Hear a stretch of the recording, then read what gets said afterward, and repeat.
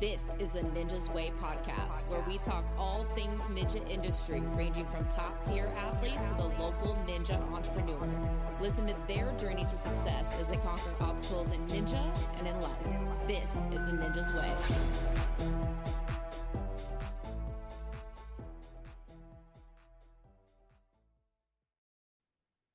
Welcome back, everybody, to the Ninja's Way podcast. Today, we are joined with Bob Clark.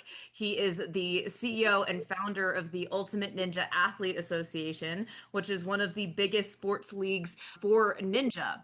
Today, I want to cut through some of the noise to get to really what's working, what's not. What does the future of ninja competition look like?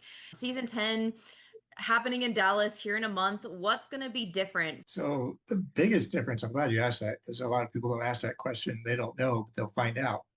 But the biggest difference this year in Dallas, and I can actually go back to Jake a little bit and credit him, but our best season, honestly, was probably season 4.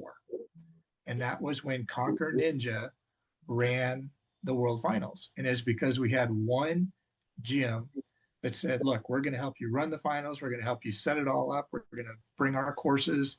And it wasn't flawless, but it was one of our best out of 10 years because we had one group focused on the obstacles. The obstacle courses were similar. They had it all laid out and planned prior to their getting there. And that set off a thought. You set the tone for, hey, this works out pretty good for UNAA, not have to set up the whole thing and actually have another gym be responsible for that portion of it, because there's so much behind the scenes organization that goes on between trucking things in and organizing the event and registration and prizes and awards and so many other things. That one thing not to be have to worry about was wonderful. So I used your example and tried to bring in host gyms. Now, not to discredit any of those host gyms, they all tried really hard and some of them did phenomenal, did great jobs, but because we used so many different gyms, it was inconsistent. And some of the gyms came a little unprepared. Some of the gyms came without proper coaching and judging. And so it just really put a kind of a damper on some of our year after year. Even if it was just one out of the 4 gyms that didn't quite pull through, it gave us a black eye. And not to put it on those gyms, because I'm the one that chose them. It's my fault for not monitoring them better and managing it better. But what's different this year is we're using one source for all of our courses. So it's going to be much more consistent.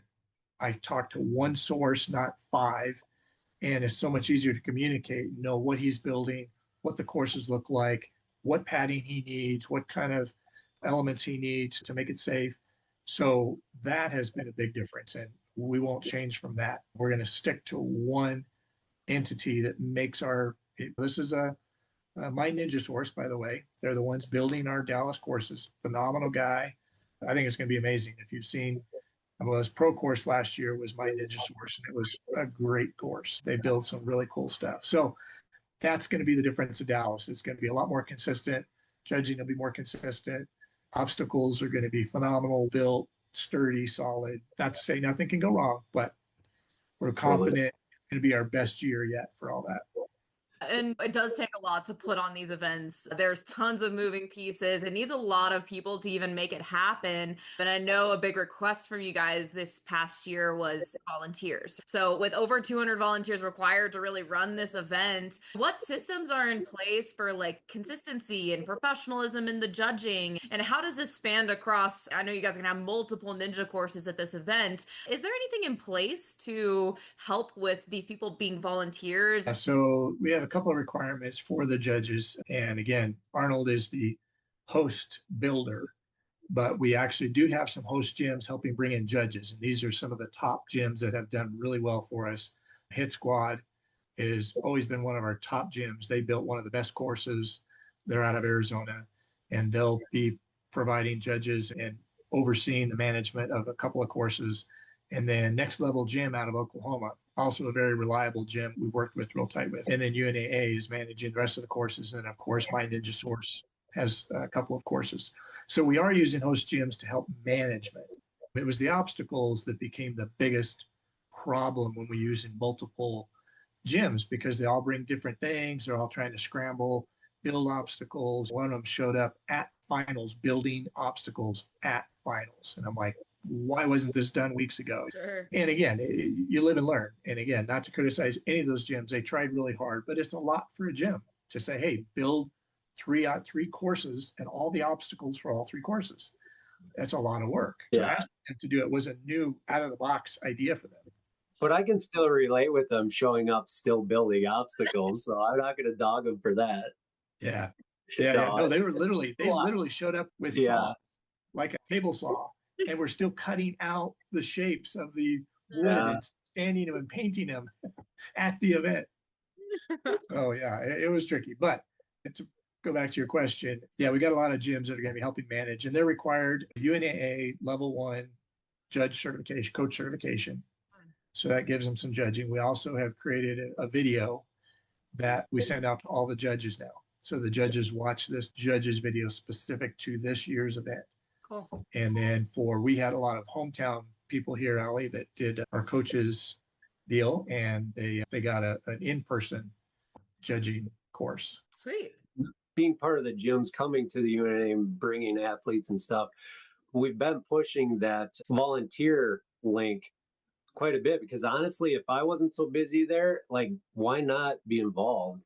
If you're a parent sitting around for 12 hours or 10 hours during a comp, I honestly feel like it's more fun to actually be part of it than just stand there. But so hopefully we can get all those spots filled and help you achieve that.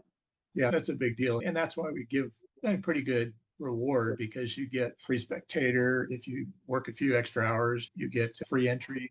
So a lot of these people, if they just put in a few hours a day, they can get their whole event practically paid for as far as entry and spectator fees. I guess with that said, there is the actual link that you shared, and most gyms should be able to share that. People can take blocks of 4 hours, 8 hours, things like that. It's not just for judging, right?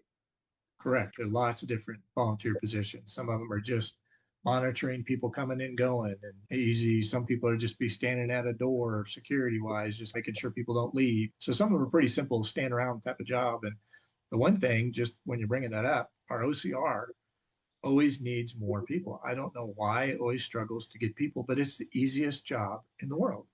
And you sit in a chair with a pair of scissors, and if somebody falls, you walk over and you cut their band. That's your job. Not a tough job, and you get rewarded for it. So yeah, we hope to, and a lot of people just wait till last minute to sign up because they don't know where they were going to be running and all that. So hopefully that'll bump up here soon. Sure. You are our first repeat podcast interviewer. If you guys saw last year's podcast, we talked about the World Obstacle Expo that happened last year. And so with so many different ninja competitions that were going on at one time, and it looks like we're going to have something similar, maybe not to the same degree, but something similar this year. So given the overlap of multiple competitions, you're going to have the UNAA, you're going to have the WNAG teams, you're going to have FINA there. So how is scheduling managed to prevent conflicts and athletes participating in multiple events? So we have a wonderful person named Allison. She's phenomenal. She is a tech genius as far as, I think this is what she did for a living, was coordinating things, because she manages it so well. She can just lay out all the map of everything going on and somehow plug everything in. She gets FINA's schedule, our schedule, the WNA team schedule, the OCR schedule, and just squeezes them all in to fit. Now, it's not going to be conflict free because there's a lot going on. But if you paid attention and you managed where you chose your slot and where you ran for FINA, if you're running multiple events, you can choose pretty much around where you're running. But we're going to be flexible. Both leagues are going to work a little bit to move things around the best we can to make sure there aren't conflicts or very limited conflicts.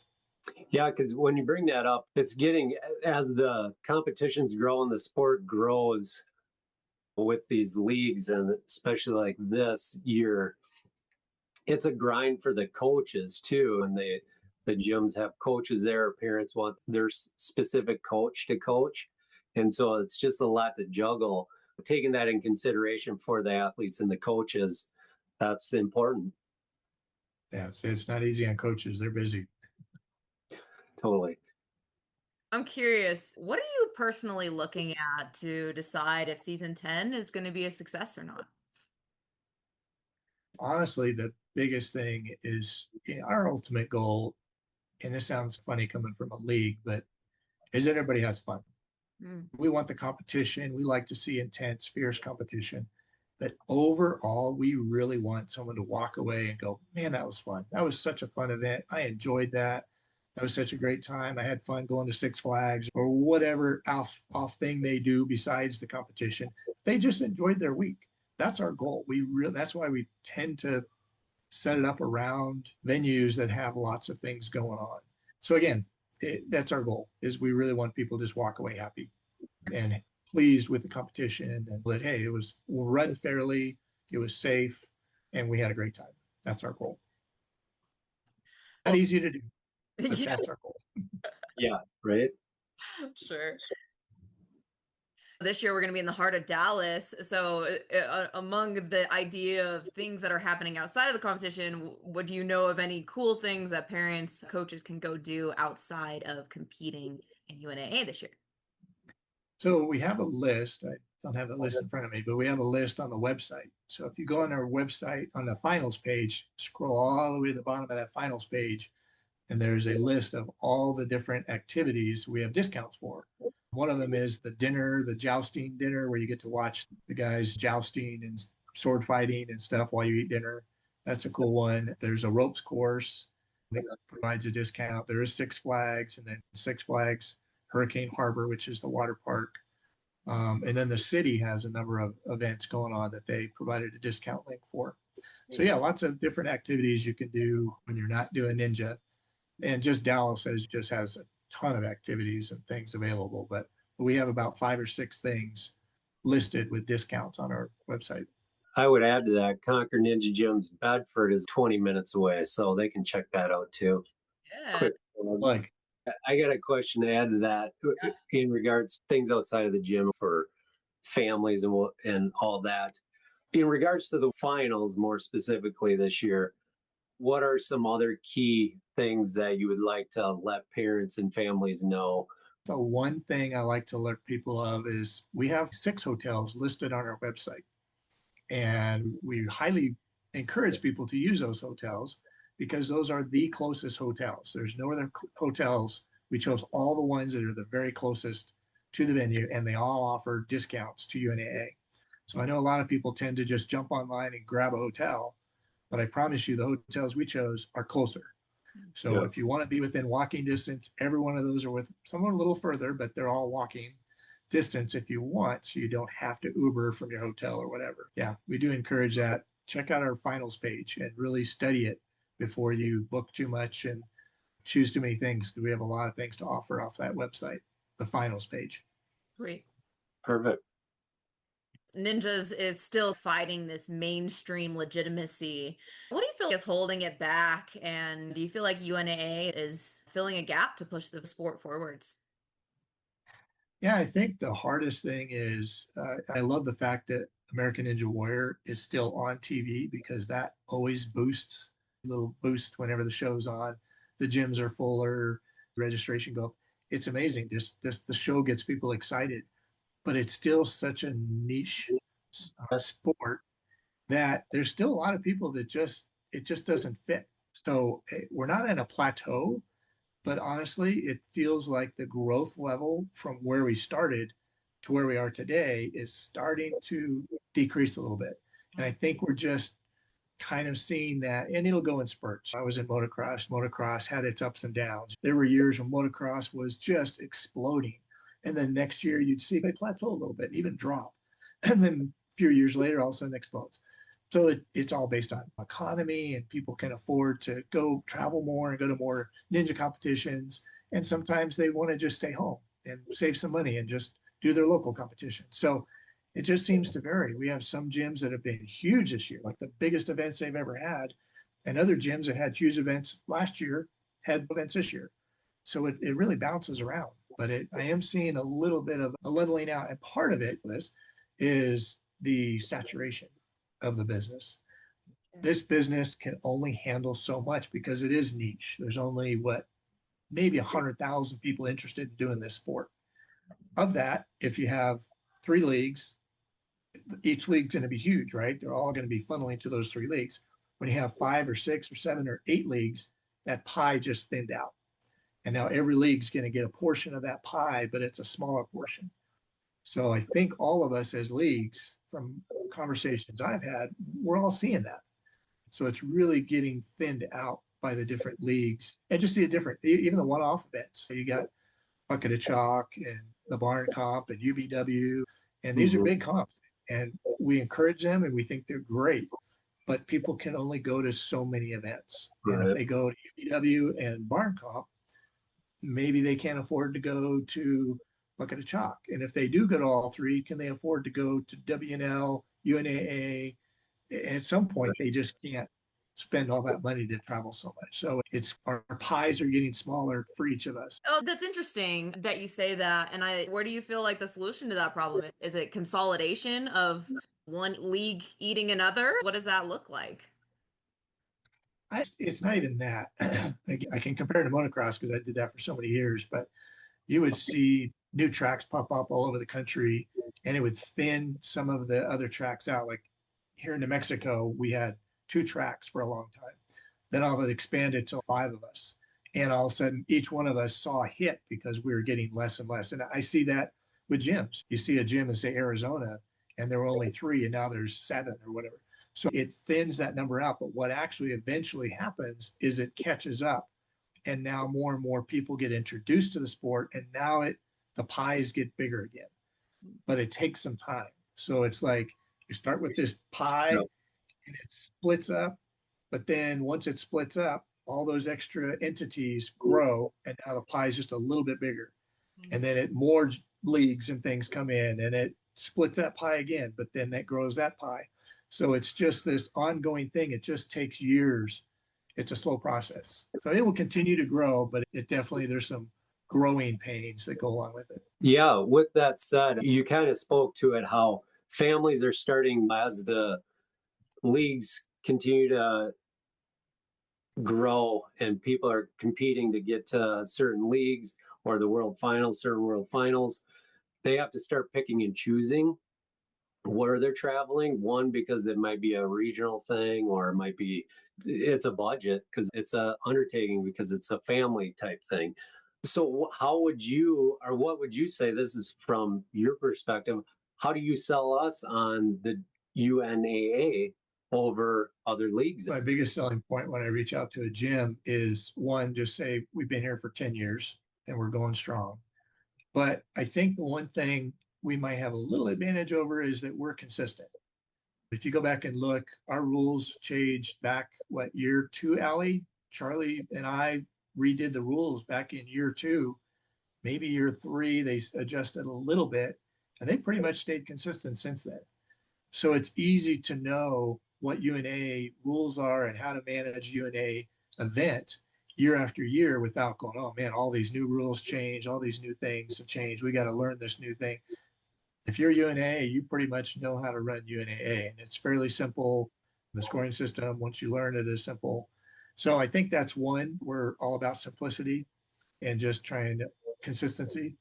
That's one thing. The other thing, our ultimate goal is we're not super strong in one part of the country or another. We're pretty broadly equaled out. And that's our goal. We don't want 9 gyms in one city. We want one gym in that city and then one gym in another city and one gym in another city. And that state may have 4 or 5, but we don't want 22 in that state. We want it more spread out. So you have to pick and choose. So we give some exclusivity, as you may call it, to some gyms. And our ultimate goal is worldwide. UNA has the broadest reach worldwide. We're representing 23 countries right now. So you see people from all over at the World Finals, not just that show up from other parts of the world, but they had competitions at those gyms in different parts of the world. So those are our selling points for No, you. those are good. With that said, do you anticipate as the world finals year over year changing locations like you have throughout the country? You mean changing within the country or changing outside the country? Yeah, either or. That's the other advantage. You bring up a good point. That's another thing I think that's an advantage to UNAA is if you like traveling the country, at least, we've been all over the country. We've been in what, 7 different states. That's our goal too, is we like being in different states every year. We'll go from east to west to central, then we'll go back east, west. So we like bouncing around so that everybody has a chance to say, hey, they're close to my hometown or not as far as they were last year. And we see that. It's amazing how when we're west, some of the far east people don't show up as much. So we get better to participation really in our east events because the west don't mind traveling. The east are not as favorable to travel west. I don't know why that is. Just an interesting fact. But yeah, we'll continue to go around the country. We don't like to stick in one spot. We got a few favorite spots. Of course, we did Vegas twice. If Dallas works out, we may go back to Dallas someday again because it's a really cool venue and really great people to work with. And so we're looking forward to that one. And Australia keeps bugging us to one day be out there, and they're our second biggest country. So Canada or Australia would probably be the next country to consider, but it takes a lot because that's a lot of people from the USA that have to travel, but they'd probably love it. That's a commitment. Yeah, absolutely. And it spoke to like rule changes, and there has been some slight changes, right? The introduction of the intermediate class in season 10, but it aims to bridge this gap between amateur and the pro levels, right? So how has this impacted kind of the athlete progression and any competition dynamics? Yeah, that class just came for out of need because you can only put so many kids or so many people in a skill level and it be fair. And that's what we ran into with the pro level to amateur was such a gap. We needed to bridge that gap and go, man, some of these amateurs just aren't ready for pro. And some of these pros, they had to be bumped up to pro, but they were just getting smashed by the pros. So they were able to jump into intermediate. So it really bridged that gap. And it's been a good class. We have a good number of intermediates. Being the first year, I think next year it'll be one of our bigger classes. Sure. And there's also a 50 plus class this year, right? Yes.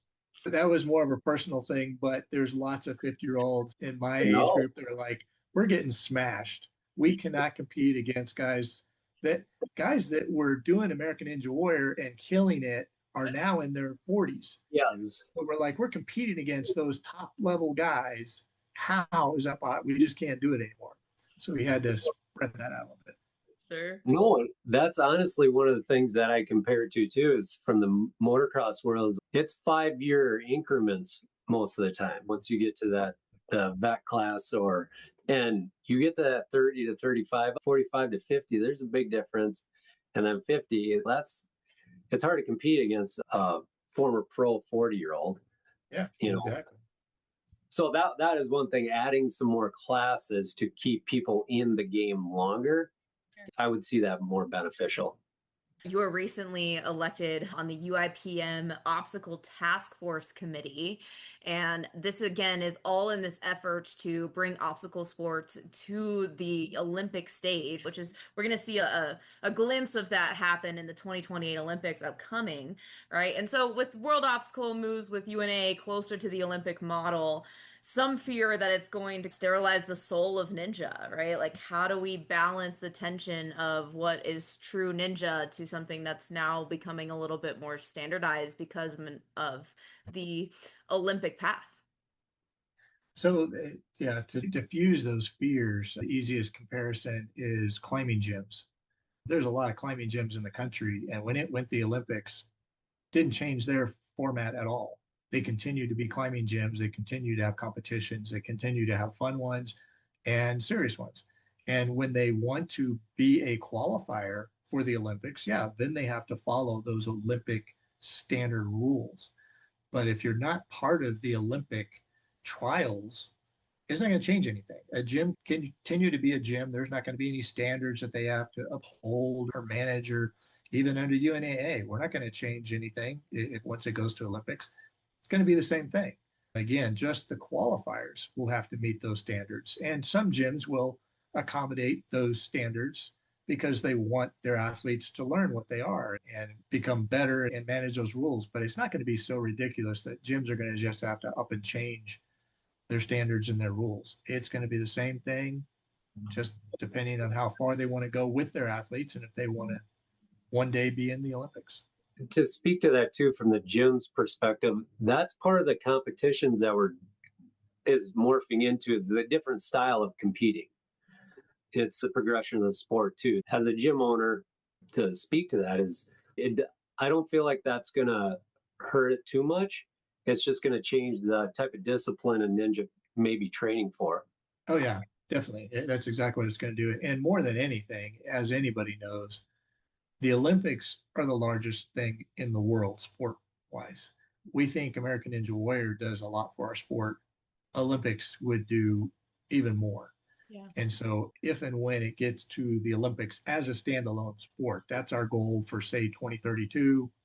We don't know if it'll happen, but being part of UIPM, that's getting closer to a reality. Because before that happened, we really weren't in the Olympics in any sort of fashion at all. It was just a thought and a goal, but there was nothing showing that it's going to happen. Now, with it actually being in pentathlon, it's going to show up at 2028 Olympics, and it's going to show the world this is what obstacle course racing looks like. Then from there, we pursue 2032 to start pushing for an actual standalone sport. What that looks like, it could vary so many different ways. Yeah. There's probably going to be a side-by-side racing, and we hope there's going to be a single technical course. But OCR is fighting their way to get in part of it also, so they want a long course, a 5K course or something. Yeah. So there's a lot of things that could happen between now and 2032, but the goal is that 2028 has a really good course for the pentathlon, and we go off of that. Sure. And let's chat about that a little bit because I feel like that's part of the moving, shifting landscape. You have OCR, obstacle course racing, and then you have the ninja industry, and they seem to be on this collision course with one another, right? Heading towards the direction with the upcoming 2020 Olympics. In your opinion, how do you feel like this should be navigated for both communities to be able to benefit, for OCR's identity to not be lost, but ninja to still be able to shine, right? Like, how do we balance these two worlds? As an example, it's tougher around the world because around the world, OCR is so much bigger than Ninja. There's a lot of countries we contact and they know nothing. They don't have an American Ninja Warrior. They have nothing. They've heard of it, little bits and pieces of it, but they know nothing about it. But they're huge in OCR. They have hundreds of OCR athletes, but no ninjas. And so we'll reach out to specific countries and they'll go, we don't have any ninja courses here. We have lots of OCR training facilities, but no ninja. And so worldwide, it's going to take longer. In USA, we're working hard to set the example. And I'm part of USA Ninja, and I also work closely with USA OCR. And the two of them are trying to really get together and start to coordinate more events, understand each other's events. OCR now has adapted a 100-meter event that kind of mixes the two worlds together. So they're slowly coming together. I still see a lot of division because I get a lot of OCR guys go, I don't like what ninjas are doing because they're changing our sport to short course, side by side racing. We're about long distance and running. And I don't think we want to lose that. And I think with all the meetings and things that happen over the years, we'll see we need to accommodate that and have some short course, long course, and intermediate type courses. So it'll come together, but it's going to be a little bit of work because the OCR guys feel like we're leaving them out and walking away saying, okay, it's all going to be ninja. Sure. But we all have an OCR love and care about including them also. So Yeah. I think OCR athletes probably are upset because when they come to ninja courses, they get smoked. oh, yeah. And here's a great example though. How many OCRs have you done? When I do an OCR, those guys on the obstacles, but then I get off the obstacle and they blow past me like I'm walking when the running part happens. So it's funny. I'll go back and forth with guys at an OCR because I can't run. Yeah. And they smoke me there, and then I smoke them on the. So it's almost even, to be honest. It can almost be even. But in the end, sometimes the runners finish out faster because I get done with my last obstacle and I'm jogging and they're sprinting for the finish line. So, No, they're like different styles of obstacle course. So different disciplines, like different styles of ninja courses too. Yeah. They all have their pros and cons. Yeah. Yeah, hopefully we can have a further conversation with the other side of the perspective of the OCR world to see where this is headed. But I do think that there is, as a collective, like it is pushing both Ninja and OCR and the exposure of that. Like both of those entities and both those communities are pushing for this to be legitimized, right? And this to be able to get into the Olympics. I think in the grand scheme, there is always going to be some type of connection between OCR and Ninja, and hopefully we can strike a balance where both communities can feel like their sport is being represented. Looking ahead here, what innovations or changes can athletes expect out of season 11 and beyond? So the secret's out. Season 11 has been announced. We like announcing it early. We're going to be in Pennsylvania. Now, the few comments I got back to from people were what happened to a inclusive or a vacation family friendly location. The reason we're doing it this year is because we're part of State Games of America. And that is probably one of the coolest events I've ever been to. It's a mini Olympics. Basically, it's the Olympics for the United States. And so all these sports, I think there's 40 some sports that come together at this one big thing every 2 years. Every 2 years, a new state bids for it, just like the Olympics. So the whole thing is created just like the Olympics. States bid to be a state games event location. They usually put it on like a college campus. I know in 2019, I was at that State Games of America, and the whole Liberty University was taken over and every venue was being used. It's pretty incredible. So you can just walk around. You can walk over and watch swimming. You can walk over and watch track and field. You can watch over and watch soccer. You can watch in and peek in and watch Ninja. You get a real feel of being at an Olympic type event where there's just all kinds of sports going on all at the same time. And they do the full on, the runner comes in with a lit torch and he lights the cauldron lights up, and you got a venue full of people. All the states come in one at a time and they carry their banners with all those representatives from your state. So it's the closest thing to most of us will ever see to the Olympics. And it just gives you that little feel. So that's why it's exciting. So yeah, there's not maybe as much to do in State College, Pennsylvania, but the State Games of America alone, there's a lot to do, and you can just bounce around and see all kinds of different sports going on. So the event itself is just incredible. We're excited to be part of it. And as you may have learned, USA Ninja is also going to be part of it this year. So it's back to the full on obstacle sports expo with FINA, UNAA, and Ninja USA. Yeah, you had brought that up earlier, and I wanted to ask, they're not going to be a part of the event this year. I'm happy to hear that they're going to be back with you guys next year. Do you know the reason as to why they're not going to be present at this 2025 finals? Yeah, honestly, this year they had another event scheduled, and it was a combination of things. They had another event scheduled, but we also weren't given enough days in Dallas. With that many events going on, you got to spread that event out so there's not so much conflict.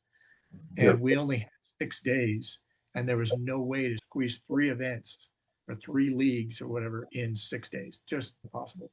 So that was one of the main reasons. Plus, they had another event scheduled, so we felt like, okay, they've got another event scheduled. We'll just let them be on their own in this particular year. Unfortunately, that didn't work out, but they're going to be back stronger than ever, and it's going to be an amazing event. It's going to be a long week because we have to spread that week out, but it's going to be so much happening. It's going to be incredible. Looking forward to that. Awesome. Can you name a moment in past World Finals that made you rethink the direction of the UNAA? Just a moment you look back on and say, oh, this is a pivotal change. You know, it just changes so drastically without even realizing it, as far as not the direction you want to go, but the direction it turns. Again, even just numbers have varied over the years. Most years we're just growing exponentially and we can barely keep up. And this year it plateaued a little bit, which we're okay with. It's great. I don't mean to sound we didn't want to grow, and we did grow overall. But what we didn't see is the finals plateaued a little bit, which we're okay with because it gives us a chance to catch up, catch our breath, have a really good finals with the amount of people we have. And then as we grow with it, we almost outgrew ourselves or grew too fast to the point where there were more athletes than we could keep up with. So year after year, we'd expect 1,000 athletes and 1,500 show up. We expect 1,500 and 1,800 show up. Every year it was more than we expected, and it's almost overwhelming. And so that's another reason why sometimes finals struggle, because we don't know what we're going to get till the last minute. And it's just hard to plan for that far ahead. And by the time you do registration, you got about a month to get things dialed in and perfected, even if you have 500 more people than you expected. Sure. So this year, it's going to be a good year. It's going to be about the same as we saw last year, which is great because we can manage that. We know how to manage it. We added a whole extra course to manage it. So I think this will be our best year yet. One other thing that seemed to be coming up a lot last year is live stream. What do you got planned for live stream this year? So live stream, it's our same guy. The difference is, and a lot of people didn't even notice it, including myself, at the end of the event, they were able to tap into Ninja Master and start posting every runner prior to their run. I didn't even realize that. I didn't know that happened, but it only happened, I think, in 2 out of the 7 classes, whatever. So again, I didn't realize it happened. So I told our guy this year, I said, "Hey, is there a way you could do that?" And he goes, "Oh, you didn't see it last year? I did that." I was like, "You did?" He goes, "Yeah, go check it out." And sure enough, I think it was the 9U or something. The last couple runs of the 9U had the full list of people. And I think that was the number one complaint. You can only do so much when you've got 8 courses, and we can't do live audience announcers on every single one of them at the expenses exorbitant. And again, we tried the charging for that, and that didn't work out because a lot of people didn't want to pay. And those who did pay, they got a good video because it was Chris NSC recorded that year. And they did a phenomenal job, but just not enough people wanted to pay for it. So it was hard to justify it.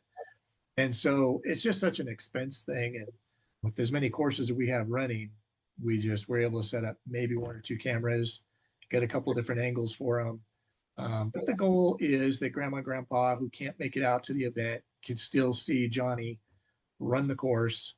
May not be perfect, but they can see it. And this year they'll be able to know when they're running based on the run order, and they'll see their name on the actual video, which will help tremendously. Bob, we are excited about this upcoming event here. Me and Jake will be there, so come on by, say hi at our Ninja's Way booth, and he'll be there with Conquer as well. Love to be able to connect with you while you are there in Dallas.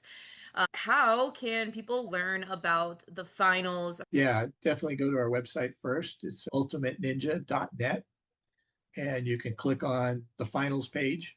And there's also a specific spectator page for those who just want to know, I want to be a spectator. What do I do? When you click on finals page, you click on spectator, it'll take you straight to the spectator tickets and what to expect as a spectator.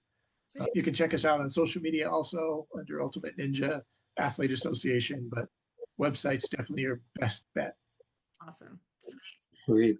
Coming on today, Bob, and we'll see you here in a couple of weeks. Thanks, Bob. Thank you, guys.